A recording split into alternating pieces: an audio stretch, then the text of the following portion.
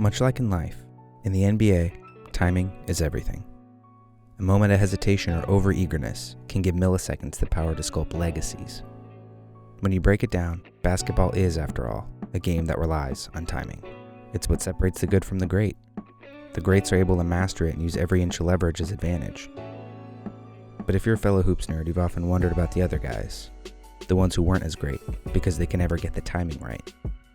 The ones who sat and watched their elite peers become champions, all while ironically showing us glimpses into the future of basketball. This series argues that at least 4 players from the history of the league could thrive in today's NBA. These are those players, their stories, and what could have been. In this episode, we take a look at the human torch known as Tracy McGrady. This is Before Their Time, presented by Man Cave Sports. As the NBA evolves over time, some players get taken for granted. In the midst of dynasties and moments of iconicism, a lot gets lost in shuffle. Perennial all-stars like Bob McAdoo, George Gerwin, and Alex English all led the league in scoring at one point or another, but as time goes on, have slowly become forgotten. But of all the seemingly overlooked players, the greatest of them all is Tracy McGrady. At his peak, he was a back-to-back scoring champion with the streakiest jumper in the league. He was never considered a playmaker, but could run an offense like Lonzo Ball. He was never known for his defense, despite some pretty convincing numbers proving that he could defend like LeBron James. He approached the game as Kobe and Michael did, just minus their unquenchable thirst for hardwood glory, meaning on any given night, he could, and oftentimes would, completely take over the moment. So to put it simply, Tracy McGrady was a bad dude. But as is the case with all the other players in this series, talent wasn't the issue, timing was. The bulk of his career occurred during a massive transition in the NBA, where his peaks were ultimately overshadowed by peers with titles to their name. But to regulate his career to championships alone would negate the very nature of his greatness. Tracy McGrady was never going to be the perennial champion. That just wasn't his approach.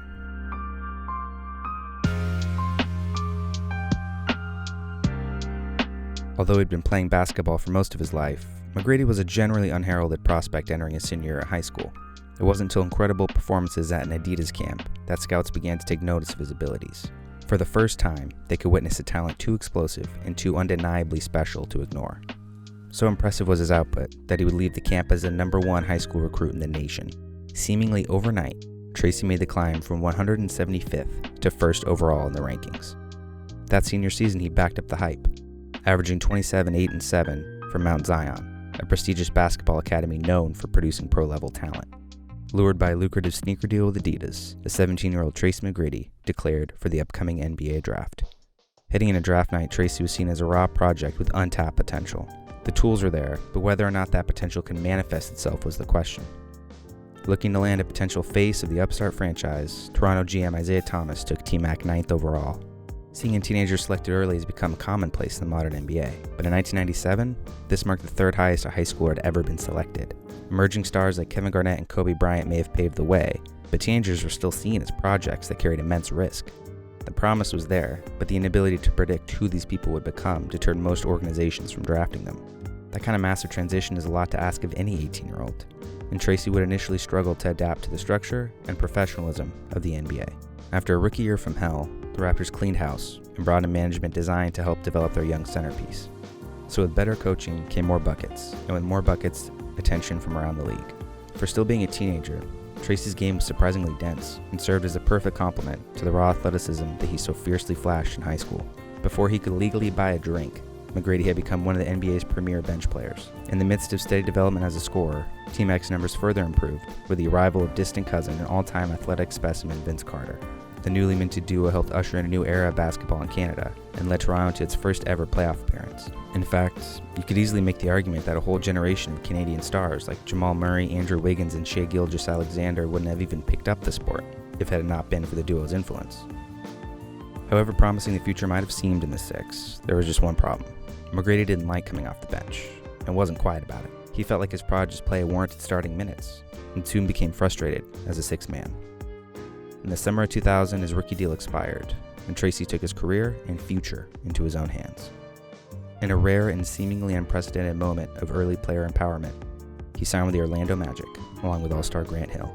Tim Duncan came dangerously close to signing with the Magic as well, but negotiations fell apart when Doc Rivers refused to allow the Stars family on the team plane. Safe to say that was a mistake, but I digress. This kind of decision was uncommon in the late 90s and instantly made Tracy one of the most polarizing players in the league. To basketball purists, he was disloyal to an organization that gave him a shot. To newer fans, the concept of loyalty to a select group of owners had nothing to do with his play on the court. These philosophical differences are still relevant today, though the super team era has definitely made the latter more normalized. Regardless of what side of the argument you fell on, the basketball world watched as the Orlando experiment unfolded before their eyes.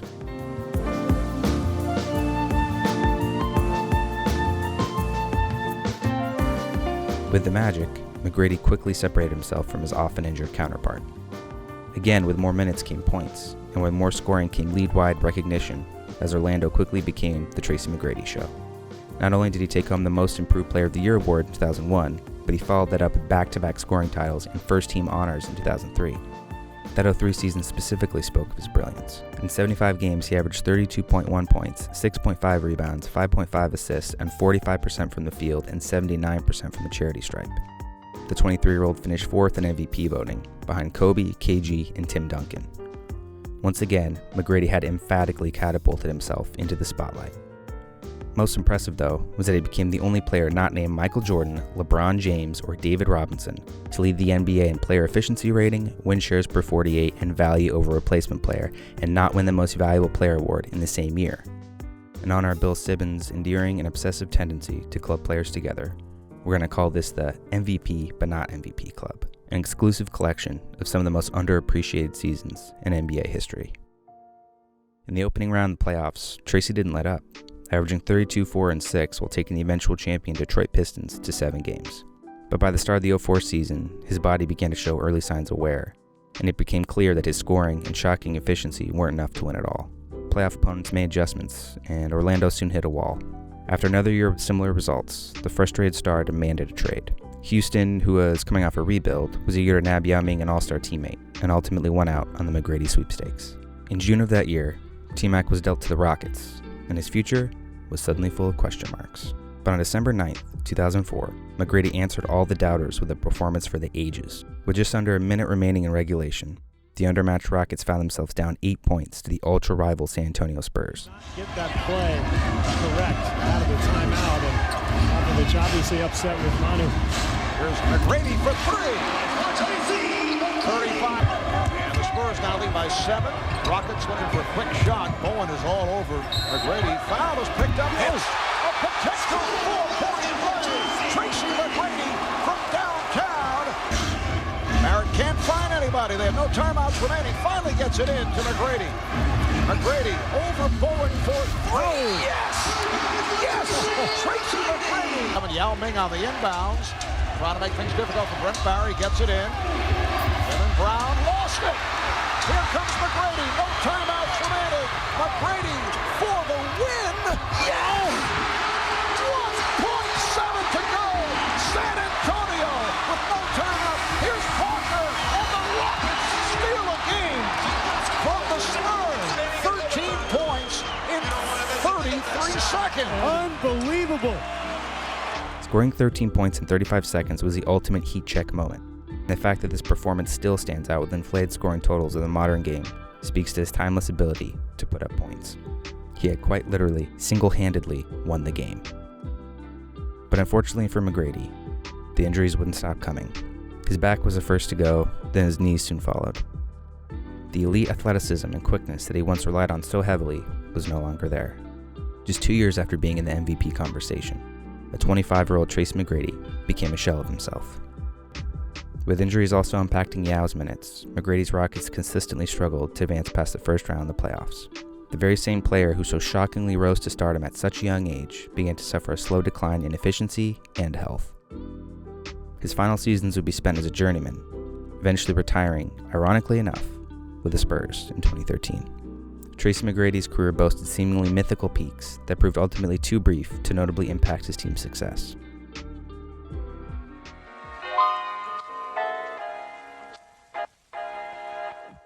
Okay, so let's say hypothetically McGrady is in the modern NBA.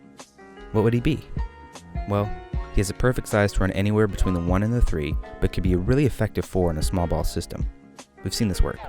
The versatility on both ends, the streaky shot, and the uncanny ability to explode towards the rim. In an NBA that emphasizes positionless basketball, those traits are some of the most sought after. What's more is he actually wanted to team up with other All-Stars. In Orlando, it was Grant Hill. In Houston, Yao Ming. Given his choice, he wanted to play with other stars. So in the midst of the super team era, that type of accepting attitude towards sharing the floor with other talented teammates plays especially well. More often than not, that attitude serves as a glue of championship teams and the roots of sustained success. But above all else, there's one thing that sets Tracy apart from other players in this series, and that's his otherworldly ability to totally and completely take over games. He could be the legit #1 scoring option on a championship team, the one superstar designated to taking on a majority of the big shots and stepping up in the biggest moments. In fact, most of the coaches McGrady worked under implemented defensive systems. If you were to pair him up with an offensive-minded coach like Steve Kerr, Monty Williams, or Steve Nash, I honestly think he'd be a perennial scoring title favorite.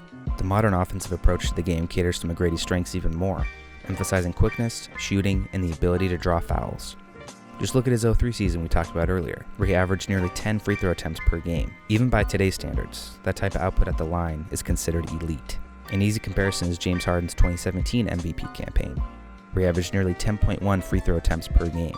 Although recent rule changes have already started to limit cheap foul calls, drawing contact is still an important skill for scorers, and if McGrady was so successful then, he could arguably be even better today. The light would only be greener to let that thing fly and get to the line. Would he be a little ISO heavy? Yeah. He wouldn't be like Steph Curry, bouncing off screens and moving fluidly without the ball, but he wouldn't be a Westbrook type either, dominating possessions with physicality and poor shooting percentages. In an era of positionless basketball, his versatility and size would place him consistently in the top 15 conversation. We're talking about an MVP level talent here. I see him as a mix between Jason Tatum and peak Devin Booker. An explosive and freakishly skilled scoring machine with a knack for putting up ridiculous point totals. The ideal scoring threat on a championship level team who could and would take anyone one-on-one. A transcendent talent who could, just maybe, be the best player of our generation. Tracy McGrady is one of the greatest scorers of all time, but he could have been even better if he played today. Thanks for watching. If you like this video, be sure to subscribe and click the bell to be notified when we post next. If you want to see more before their time, check out our Patreon page. Links in the description, and your support means we continue to make more videos just like this.